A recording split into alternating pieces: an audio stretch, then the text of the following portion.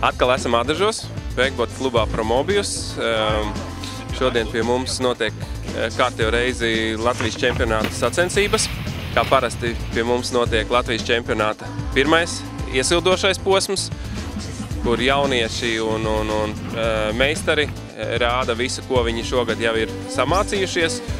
Un tieši šajā sakarā var piebilst, kad šonedēļ pie mums viesojās profesionāls instruktors no Amerikas Savienotajām valstīm, Adam Denis. Un šogad pieprasījums pēc treniņiem pie viņa ir ļoti, ļoti liels, un, diemžēl, mēs pat nevarējām apmierināt visu pieprasījumu, un treniņi pie viņa praktiski tika izķerti.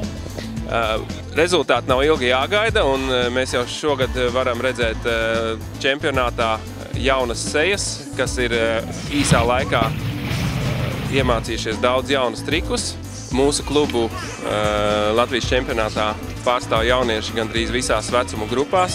Noteikti gribu pieminēt divus jaunos talantus, Nikolu un Jāni Sīpolu, kuri šogad ir sasnieguši labus rezultātus ar saviem braucieniem.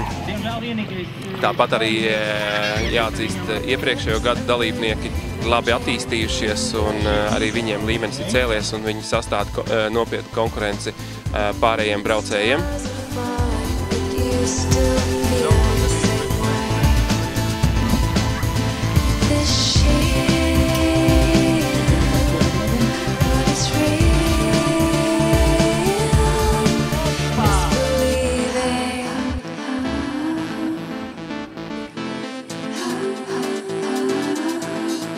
Latvijas čempionāts nav vienīgais pasākums, kas notiek pie mums klubā Promobius. Ir plānots arī citas sacensības vēlāk vasaras beigās vai rudens sākumā.